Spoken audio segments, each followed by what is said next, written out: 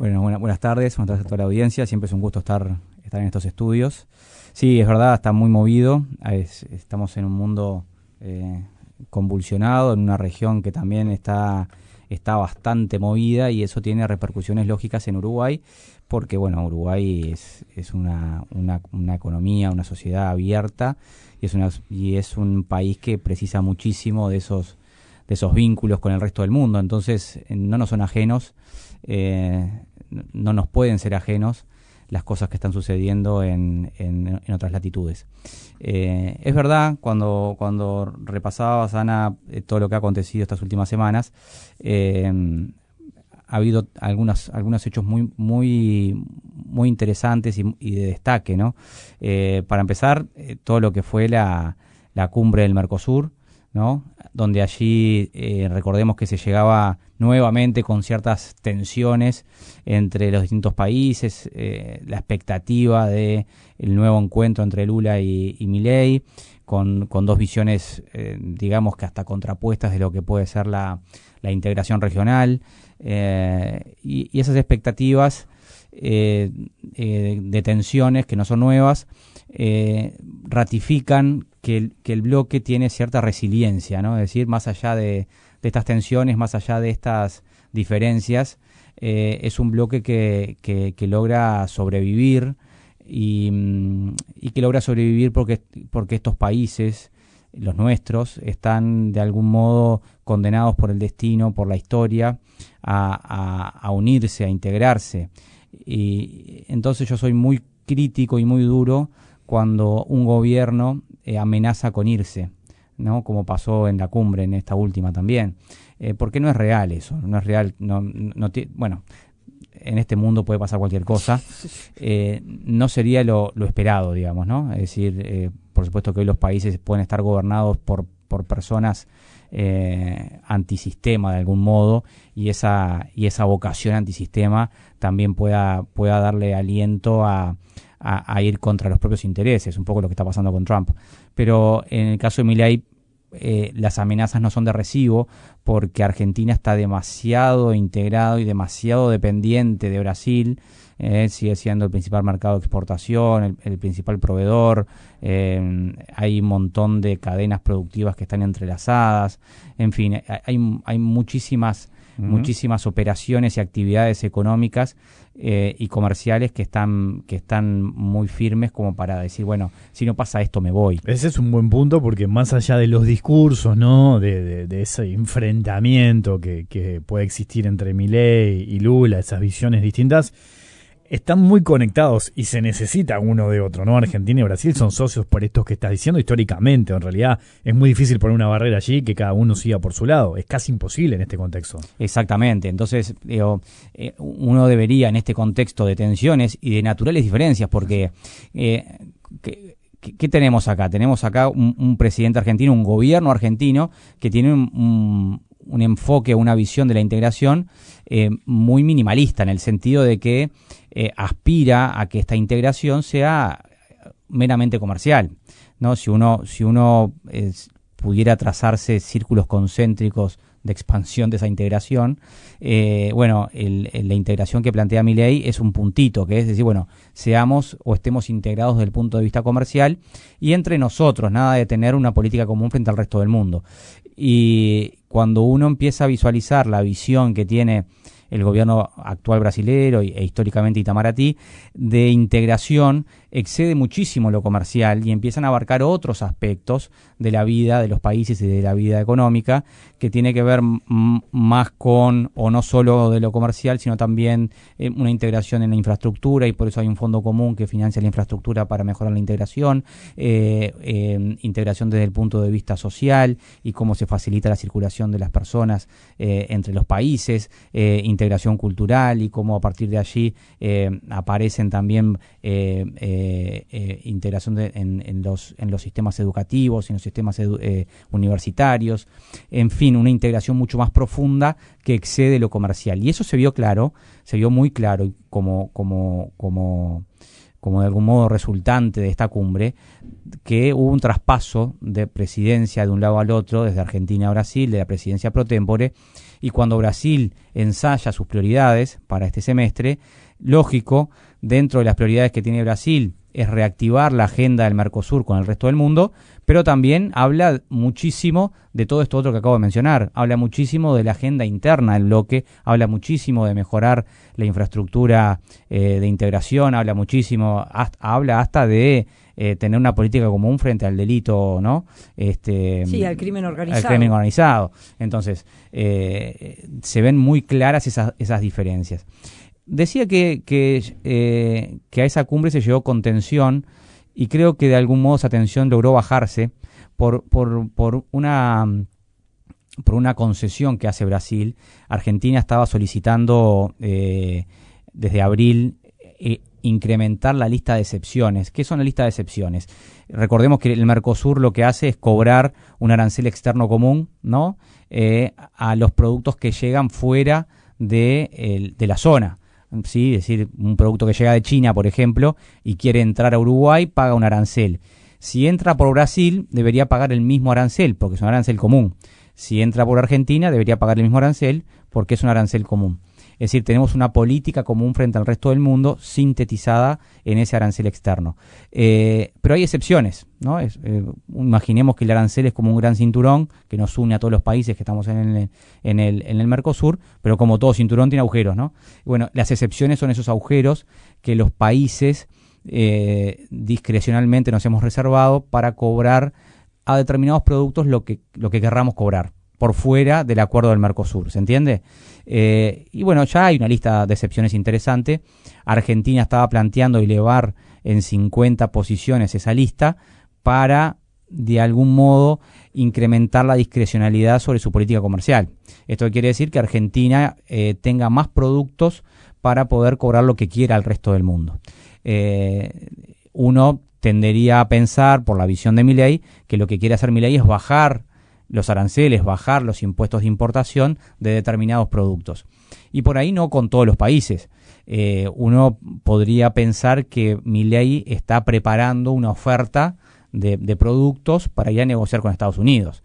Entonces, ese trasfondo de solicitud de ampliar la lista de excepciones al Mercosur, está la lectura que comparto de que las intenciones de Milei es acercarse definitivamente a Estados Unidos con una oferta interesante de poder intercambiar de forma eficiente con Estados Unidos y esto le genera un acercamiento a Trump, que es lo que está intentando provocar. Y Brasil no puso mayores impedimentos.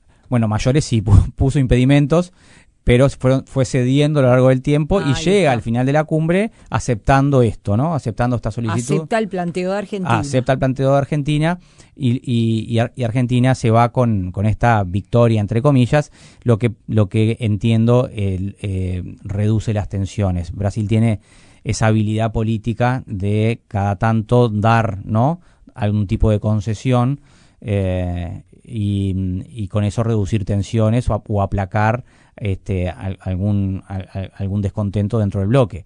Repasemos que cuando asume Lula en este último periodo se fija como principal objetivo alcanzar el acuerdo con la Unión Europea, en momentos en que Uruguay estaba muy insistente en que el Mercosur debía abrirse y debía activar su agenda y todo lo demás. Entonces asume como un compromiso personal Lula, dice, bueno, bajemos un poco la pelota porque hoy la prioridad la tiene el acuerdo con la Unión Europea y yo mismo me voy a encargar de que esto avance. Y lo vuelve a ratificar ahora cuando asume la presidencia pro tempore Brasil, y creo que efectivamente, ¿no?, estamos muy cerca de que eso ocurra. De hecho, creo que no fue casualidad todo este acercamiento que tuvo Lula con Macron desde el punto de vista hasta personal, ¿no? Ese viaje que hizo a Francia, después Macron a Brasil. Uno no podemos dejar no podemos olvidarnos que porque uno cree que estas cosas no pasan, pero pasan, ¿no? Que las decisiones políticas también son decisiones humanas y los vínculos humanos tienen su peso en esas decisiones. Podemos discutir hasta el cansancio si tiene que ser así o no, pero es un hecho, es real. Y creo que en eso el presidente brasileño es muy en generar vínculos para obtener, ¿no? Cuestiones que está buscando, que alcanzar sus objetivos. Ahora, hemos hablado mucho, ¿no? del alcance que puede tener este acuerdo Unión Europea-Mercosur, pero ¿qué dimensión toma ahora esto, a partir de lo que estábamos hablando, ¿no? De ese vínculo entre Argentina y Brasil, de cómo está el bloque? El pasado gobierno intentó flexibilizar el Mercosur, este gobierno, el de Yamandu Orsi, se lo ve muy pegado a Lula, ¿no? Como muy cercano a Brasil, con coincidencias ideológicas. Pero ¿qué dimensión toma este acuerdo, que es parte de un proceso, además de mucha negociación? Sí, para empezar, sería una gran conformación o una conformación de una gran zona libre de comercio, quizás la más grande del mundo. Entonces, tendría un impacto internacional significativo, más allá que en el corto plazo para Uruguay no le va a implicar un cambio radical de sus exportaciones, ni de su perfil exportador, ni de su perfil productivo. ¿Eso es que se podría dar a largo plazo? A largo plazo, es decir, bueno, deberíamos empezar a encontrar complementariedades hoy no aprovechadas para poder explotar otros sectores o poder profundizar vínculos en sectores que ya tenemos allí, por ejemplo, todo lo que es la cadena de agroalimentos. Pero eso no va a ocurrir de la noche a la mañana. Lo que sí puede ocurrir de la noche a la mañana es que los países del bloque Mercosur, y en particular Uruguay, deban adecuar muchísimas normas internas para alcanzar los estándares europeos, ¿no? Porque, bueno, estos acuerdos en general vienen con muchas exigencias detrás de normativa, de temas ambientales, de temas laborales, de temas de formas de operar en comercio, y todo eso genera como una actualización, una exigencia de actualización que es esperable. Y además, en general, estos acuerdos provocan flujos de inversión, que es un poco también la apuesta, ¿no? Es decir, bueno, si bien no es el foco, no es un acuerdo específico donde vaya un incentivo de inversión, en la práctica ocurre eso. Cuando están dadas las condiciones para que los flujos comerciales se realicen de forma eficiente, viene la inversión atrás porque hay particulares que quieren hacerlo, que quieren aprovecharse de esa eficiencia comercial. Y como antecedente a este acuerdo con la Unión Europea, en la cumbre del Mercosur, se alcanza el acuerdo con el EFTA, ¿no? Es decir, bueno, de algún modo se revitaliza ese acuerdo que se había alcanzado en el 2019 y ahora... ¿Qué países integran este EFTA? Básicamente tenemos a Liechtenstein, Noruega, Suiza y Finlandia, ¿no? Son esos 4 países. En el pasado había más, se fueron cayendo y fueron un poco pasando a la Unión Europea, y quedan estos 4 países como... Y en la última cumbre del Mercosur se concreta el acuerdo de libre comercio. Exacto. Ahora está el compromiso de los países en hacer la revisión legal de los acuerdos para después pasar a los parlamentos. Indudablemente no es un acuerdo que uno diga, bueno, nos va a cambiar la vida. Es un mercado relativamente pequeño, así que son 13 millones de personas aproximadamente. Lo que sí es un mercado muy interesante por varias razones, entre ellas de altísimo poder adquisitivo. Repasemos que Suiza tiene un PIB per cápita de más de $90.000 anuales, ¿no? Y es decir, casi más de 3 veces el PIB per cápita uruguayo. Son economías fuertes. Economías fuertes, donde consumen calidad, ¿no? Consumen productos de calidad, donde Uruguay podría jugar un buen partido. Además, las empresas suizas y muchas noruegas son activas inversoras en el resto del mundo, con lo cual también allí hay una oportunidad de seguir atrayendo, sobre todo suizas que han llegado varias a Uruguay, que sigan viniendo. Además, el acuerdo revitaliza la agenda internacional del Mercosur en un acuerdo que es de los que se llaman de última generación. ¿Por qué son acuerdos de última generación? Porque exceden largo la regulación del comercio. Es decir, no solo se conforma una zona libre de comercio, sino que se regulan otros aspectos, ¿no? Como, por ejemplo, la protección de inversiones, como, por ejemplo, cláusulas de desarrollo sostenible.